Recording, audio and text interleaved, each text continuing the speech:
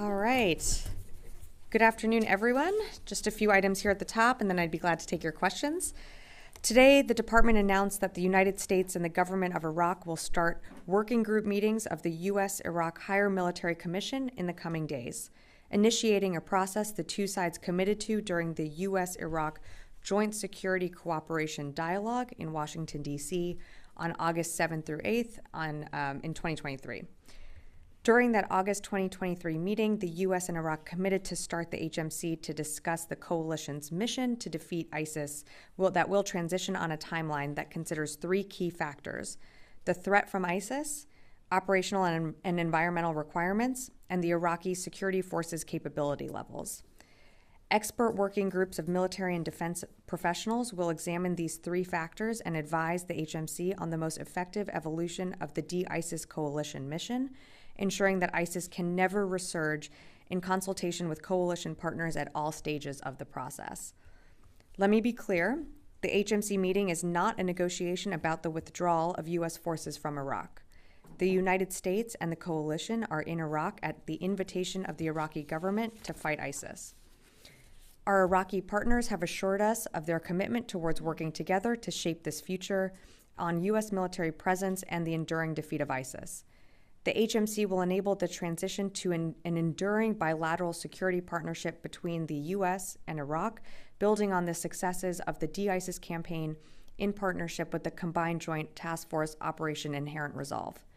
The U.S. and Iraq have enjoyed a deep and productive partnership on security matters in the 10 years since the Iraqi government invited the United States and the coalition to fight ISIS, including the 7 years since the territorial defeat of ISIS in Iraq. The start of the HMC process reflects the evolving U.S.-Iraq bilateral relationship, and it underscores our commitment to deepen our security cooperation to advance stability within Iraq and the region. And switching gears, as you've likely seen this week, Turkey's parliament recently gave approval for Turkey to ratify the Accession Protocol for Sweden.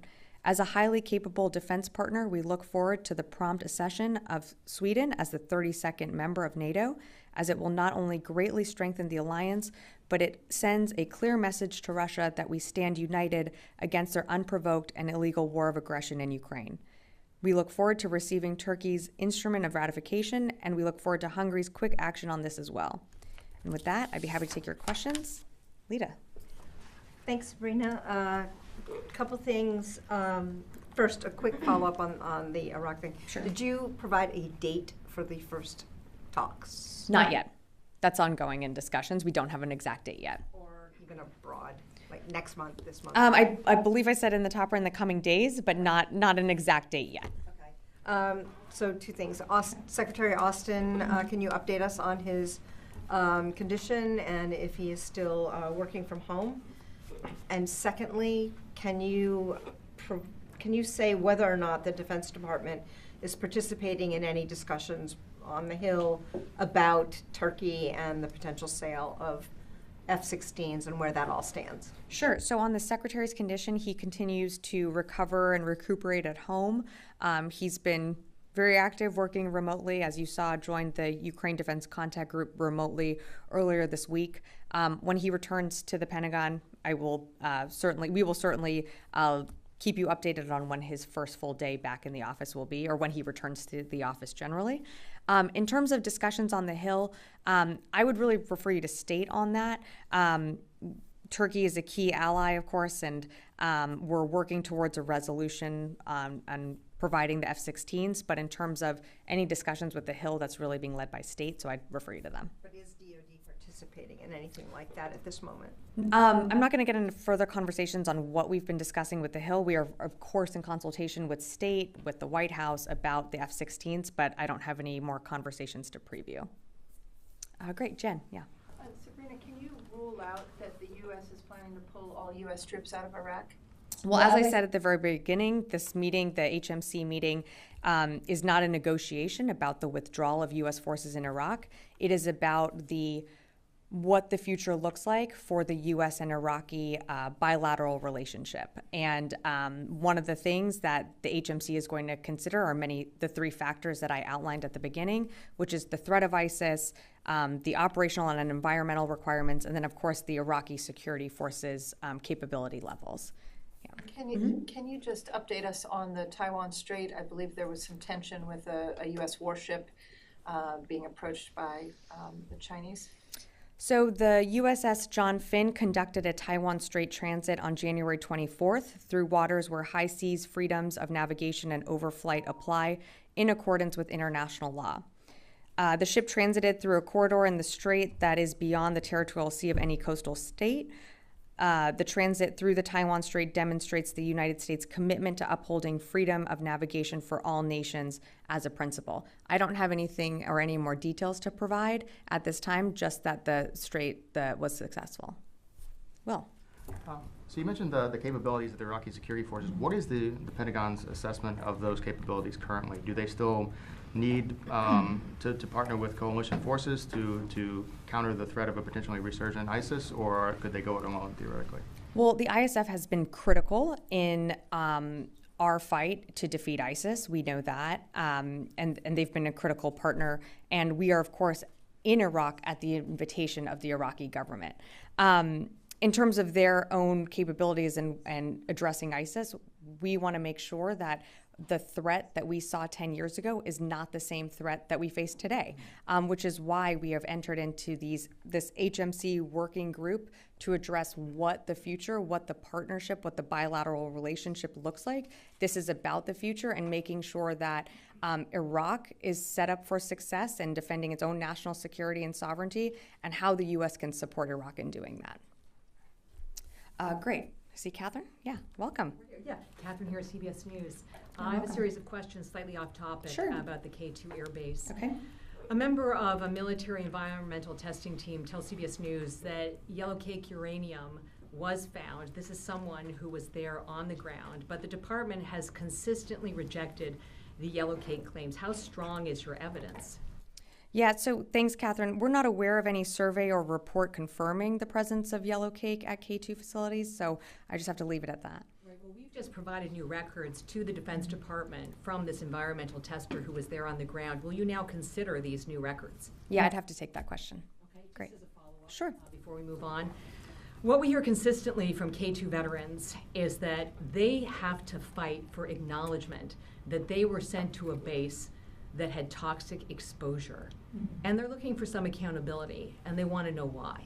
Yeah, so thanks, Catherine, for the question. The Secretary at the very beginning of this administration laid out one of his key priorities, which is taking care of our people. That's something that the Secretary has been committed to, and that's frankly something that this administration stands by and is also very committed to making sure that our current enlisted members are taken care of, as well as our veterans.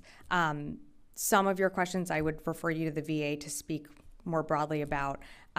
We do place a premium on providing quality military health care to our service members.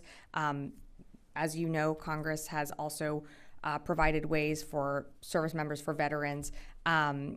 If I could, they're questioning why it takes so long. They were deployed there in some cases 2 decades ago, and they're fighting for acknowledgement of their illnesses, many of which are not approved for benefits. Yeah, I completely understand. We do have a registration portal for folks to go to lodge some of their symptoms and what they experience. And again, I know we're working with you on some of these items, so we will get back to you on that.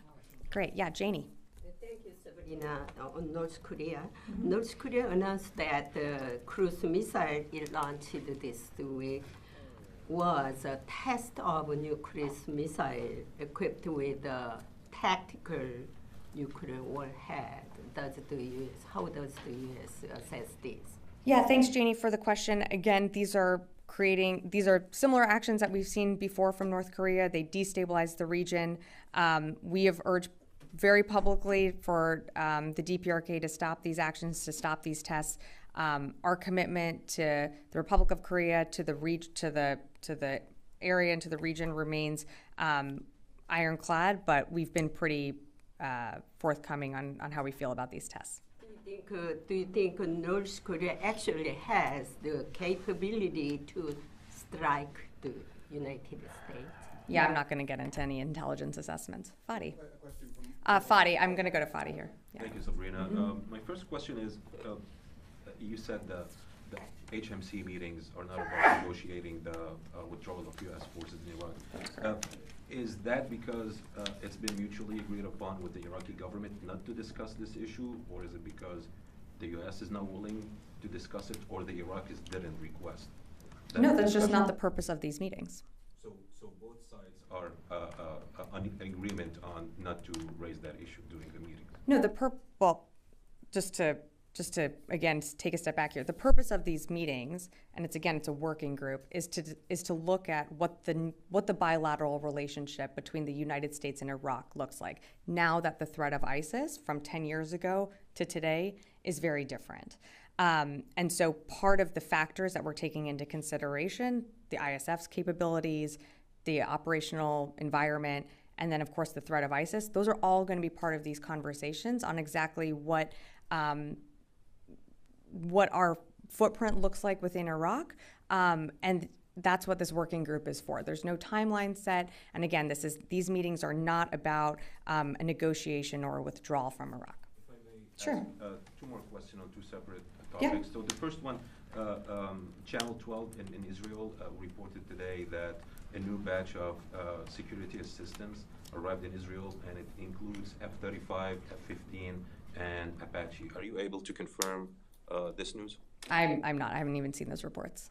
Thank you. And then separately, there's been reported there's a leak from recording by Israeli Prime Minister Netanyahu, where he said he expressed his anger to the U.S. government because of the renewal of the agreement about Al Udeid Air Base in Qatar, the host agreement. Is the U.S. reviewing its presence in Qatar and its security relationship with the Qatari government? I'm not going to comment on the Prime Minister's specific comments, but we have a good relationship with Qatar. In fact, the Secretary was just there in December visiting that base. So I have nothing new to announce in terms of any change to that relationship. Great. Yes, over here. Hey, Sam McGrone with USNI News. Just wanted to get a couple of points of clarification on the operations in the Red Sea, just so I understand the distinction.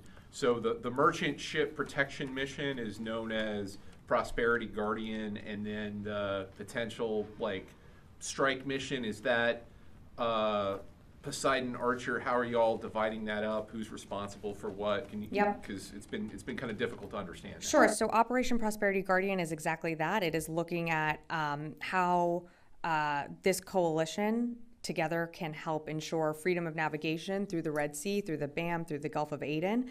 And so that is something that the Secretary officially launched in December when he was in Bahrain visiting there. And it's a multinational security initiative. Operation, what you were referring to is Operation Poseidon Archer is not a named department operation, but it is something that CENTCOM has named in terms of multilateral strikes and dynamic strikes within Houthi-controlled areas in Yemen. And is that ongoing? That is ongoing. Okay. Yeah, of course. Oren. Just a very quick follow-up to Lita's first question from the Secretary. You said you'd update us when the Secretary would come back full-time, but has he been back to the Pentagon at all since his release from the hospital? He is not. And I'm sorry, what I meant to say was it's not like he's coming for a half day or an hour or anything like that. When he comes back to the Pentagon, whether it's for an hour, 5 minutes, a day, we will let you know. Yeah, of course. Yes, in the back here. Thanks so much. Robert Moore with ITV News. Hi. We have a cameraman who was filming in Gaza earlier this week. He filmed a very distressing scene that's gained a lot of traction online of a group of Palestinian men waving a white flag, trying to reach relatives, manifestly not a threat to anyone. They came under fire from an Israeli position. One man was killed, shot in the chest. I wonder if the Pentagon, whether you have seen that video, what your reaction to it is, and above all else, whether you would urge the IDF to investigate what appeared to be a calculated and unprovoked killing. I'm sorry, I have not seen the video, so I can't speak to it. I can't urge another entity to do something without seeing the video myself. What I can say, and what we continue to do and urge our Israeli partners, is as they are conducting operations within Gaza, of course, in accordance with the law of armed conflict, humanitarian laws, to preserve innocent civilians, protecting innocent civilian lives, and of course where there are people and refugees that have fled into humanitarian corridors. So I'd have to leave it at that. Sure. Question, if I may. I mean, this campaign has now lasted, 110 days now. You've repeatedly, from this podium and from the State Department, the White House, have repeatedly said you're urging the Israelis to be more calibrated in their approach. Are you seeing any evidence that's being listened to, let alone being implemented on the ground, given the extraordinary number of civilian casualties we're still having 110 days into the campaign? You know, we are seeing that the IDF has certainly pared back its operation within Gaza. They have pulled back brigades. They are, and I think they actually spoke to this as recently as a few weeks ago, conducting more targeted operations. From the secretary's level to other levels across this administration, there are near daily conversations with our counterparts in Israel about lessons learned that the secretary himself has had through when he was serving in Iraq, and how we see this conflict ending. So let me just finish for a sec. So again, we feel that the Israelis they have a really tough fight ahead of them.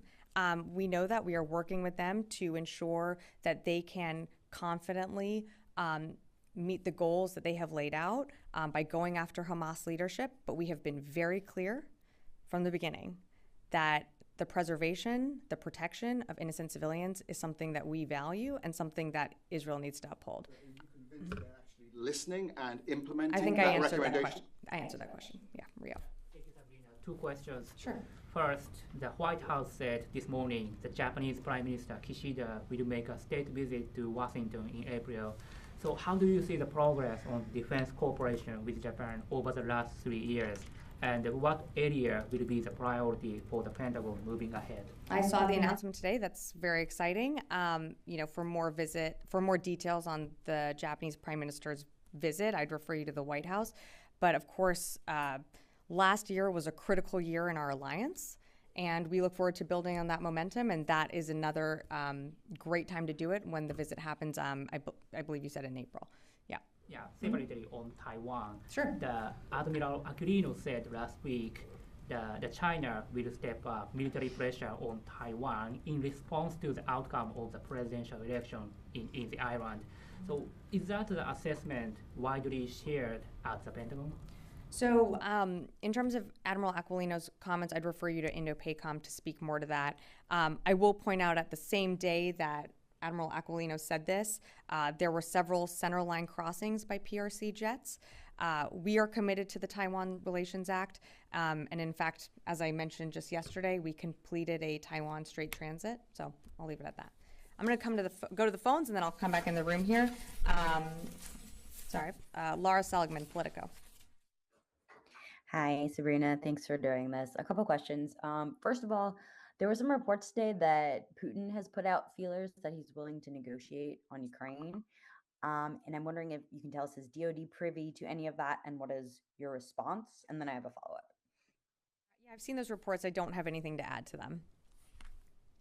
Okay. And then on the Russian plane that was shot down, that was reported, I'm wondering if you have an update on that. There were some claims that U.S. weapons were used to take the plane down. Do you have a response? Thanks, Laura. It's something that we're looking into. I don't have any more details. I've seen some of the reporting in terms of responsibility. It's something that we're looking into, but I just don't have more details to share at this time. Next question, we'll go to Jeff Schogel, Task and Purpose. Thank you. And I understand if this is a question you need to take, can we get an update on the number of troops in Iraq and Syria who have been diagnosed with TBI, the total number? I understand that the CENTCOM surgeon doesn't track it like this, that you specifically have to query this person to get that data. If you don't have that data, could you provide it, the most recent numbers?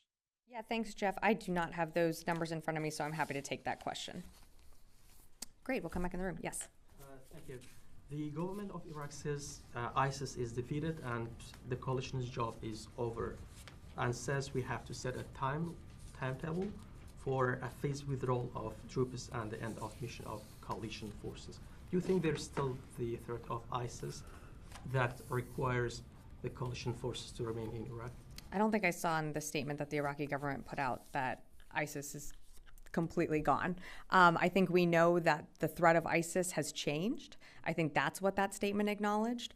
The threat that was 10 years ago has certainly evolved, and that is because of our incredible partnership with the Iraqi security forces and our partnership with the coalition. It is because of that partnership that we were able to continue to push ISIS out of major cities, and they have become a very different type of organization that they were when this coalition formed. In terms of, again, I'm happy to reiterate what I said at the top, but the HMC is a working group. It is considering 3 different factors as it moves forward into what does the bilateral relationship between the United States and Iraq look like going forward. Again, we're in Iraq at the invitation of the Iraqi government. We're very proud of the work that we've done in conjunction with our partners and with the Iraqi security forces. And this working group is the next step to our bilateral relationship. Yes. Yeah, thank you. Just staying on Iraq, Sure. The Iraqi defense minister just pushed a statement on that meetings that you Okay. talked about, the HMC. He says that the meetings will start soon between the U.S. and Iraq in order to determine the withdrawal timing for the coalition forces and build cooperative relations. And I heard from you that you said this is not about negotiation from the U.S. withdrawal. Why there's 2 different statements about this HMC? The Iraqi says that it's about the timing of the withdrawal, and you are saying this is not about that. Okay. Has the Iraq requested you about your withdrawal from Iraq? We've received no request from the government of Iraq to withdraw our forces. Again, the HMC, it's a working group to determine what our future looks like together with Iraq in terms of our bilateral relationships. There are factors that are being taken into consideration. As I mentioned, the threat of ISIS is very different from what it was 10 years ago. And I know there's a focus on this withdrawal. There is nothing new about these meetings. This is something that was announced in August in 2023, that we were going to start these meetings and start this conversation with Iraq, whether that means what our footprint looks like in Iraq, and that's going to be determined on a variety of factors, which I laid out at the top. And just staying on that HMC, when you're talking about the Iraqi defense system, there are the Iraqi Defense Ministry and also there are other forces inside Iraq. They are not part of the Iraqi Defense Ministry, but they are part of the Iraqi defense system. Yeah. I'm talking specifically about the Peshmerga forces from the Kurdistan region of Iraq and also the Popular Mobilization Forces, the Hashd al-Shabi, which funded by the Iraqi government. Where these 2 forces are standing in these meetings between you and the Iraqi government? Again, this is a meeting between the Iraqi government and the United States. I'm not going to get ahead of those conversations. As you mentioned in a tweet from, I think it was the defense minister of Iraq, these meetings are going to come soon. They're going to start soon. I don't have a manifest or roster of who's going to attend those meetings, and I'm going to wait until those meetings happen. Will the Peshmerga forces and PMF will be part of these meetings or not? Again, I'm not going to read out who's participating just yet. This is an announcement today. When we have more to share, we'd be happy to share it. Aaron. When it was made public that North Korea started sending munitions to Russia, the Pentagon stated that North Korea would not make a big impact on the war, but now you're seeing that North Korea's missiles in Ukraine. Are you concerned about North Korea continuing to send larger amounts of munition and prolonging the war even longer, especially when the U.S. at this moment cannot fund Ukraine? Yes. We are very concerned about the relationship between Russia and the DPRK. We have said that from the beginning. We are concerned that Russia has to, it speaks to Russia that they have to seek support when it comes to funding their own capabilities from countries like Iran, countries like the DPRK. The continuing funding, the continuing support of these countries does prolong the war. That is something that we are concerned about, which is why we have committed to supporting Ukraine, but we can't do that without a supplemental being passed. And so, as I mentioned, from this podium, we have not had a supplemental, we have not had a presidential drawdown go out since December 27th. Earlier this week, the Secretary and the Chairman convened the Ukraine Defense Contact Group. That's a forum where allies and partners do come together to figure out what Ukraine needs, what are their urgent battle needs. Unfortunately, the United States has not been able to provide a package since December. So we will continue to urge Congress, both publicly and privately in our meetings, to pass a supplemental. But In the beginning, you appeared to just downplay that North Korea was sending the munitions over there, that it wasn't that big of a deal at that time. Yes, it would prolong the war, but at that moment, it wasn't. I don't remember saying it wasn't that big of a deal. I think it's a concern when other countries are providing Russia with munitions that are killing Ukrainians and innocent Ukrainian civilians. I think we've always said that's been a big concern of ours. And then have we seen any more shipments going from Russia or from North Korea to Russia? I don't have anything today to announce. We certainly know that there is we've seen a deepening of relationships between Russia and the DPRK, but I don't have any shipments or anything to announce today. Yeah. I have a follow-up on what you just said on the supplemental. So if Congress fails to break a deal and get additional funding for Ukraine, what would that mean for Ukraine's ability to defend itself, and what message about American reliability would that send to the rest of the world? Well, I think certainly it's concerning if we can't continue to support Ukraine. And I do think members of Congress on both sides of the aisle do understand the impact that it could have. I will say, though, and it's important, it's not just the United States supporting Ukraine right now. Our allies and partners have stepped up in terms of training, in terms of funding and support. So it's not just the United States, but the United States' support for Ukraine is incredibly important in showing a united message, not just to the European world, to Russia, but all around the world. Our support, as you've heard from the president himself, has said that it's unwavering, and we will stand with Ukraine for as long as it takes. I truly believe there are members of Congress and on both sides that believe that as well and want to do the right thing and pass the supplemental. Yeah. Yes. Oh, hey, Missy. Hello. Yeah, I didn't see you back there. Just a couple questions on Secretary Austin. Sure. I know, I can't remember if it was you or Pat responded to a question on this the other day, but do you have any, that you were looking into it, but is there anything on the request for the Secretary to testify in the HASC? And do you have any comment on the congressional criticism, I think it was from Wicker, about the letters that that DOD submitted about the timeline surrounding his hospitalization? And then separately on the DOD Inspector General report about UAP, said that there wasn't a comprehensive plan for dealing with UAP and that could pose a security threat. Any response to that? Sure. Let me take the first ones at the top. So in terms of testifying, our teams are working with the Hill to figure out, we always want to be responsive to Congress. We always want to ensure that we are getting answers back to whether it be senators or members of Congress in a timely manner. I don't have an update for you on any hearing of anything being scheduled, but we are certainly in touch with the staffs of those members who have requested that hearing. And when I have more to share, I'd be happy to do it. And then in terms of the letters, again, we're always responding to Congress in a timely manner. We provided the details that we could in that letter, and I know our staffs have been in touch, and the Secretary has been in touch also with members in both the House and Senate. In terms of the UAP report, I'm sorry, I just have to take that question. Lita, do you have one more, and then we'll wrap up? Sure. Clarification.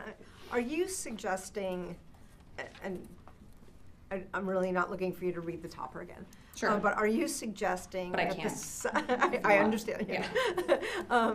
The size of the U.S. footprint in Iraq will not be an element at all in these discussions, or isn't it common sense that the size of the U.S. military footprint in Iraq will be part of these discussions as they go forward? It will certainly be part of the conversations as it goes forward, as not reading the topper again, but as I outlined at the very beginning, the threat of ISIS has changed.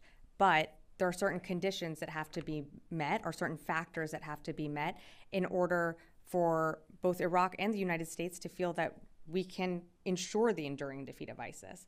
And so that's what this working group is going to look at. And again, we're still there at the invitation of the Iraqi government, and we're really proud of our partnership. No, I understood. I think the term withdrawal of forces. I think just more broadly, the size of the U.S. footprint in Iraq is obviously part of all of this ongoing. Yeah. Sure, Fadi. One last question, and then we got to wrap. Yeah. It's getting more confusing now. I don't think so. Yes, it is. Okay. I'm not a native English speaker. Okay. Sure. I was taught Arabic and French, but reducing the footprint entails withdrawing some of the forces, right? So what Lita was asking is, are these is your footprint in Iraq part of these discussions? And what I said was that the threat of ISIS has changed, and there are a number of factors that this working group is going to look at. One being, how can we ensure the enduring defeat of ISIS? Of course, conversations about our troop levels, that's something that this working group is going to take a look at. But right now, we are there at the invitation of the government. We are very proud of our partnership with the Iraqi security forces, and we're really proud of the work that the coalition has done to ensure that defeat of ISIS remains. Okay, great. Thank you, everyone.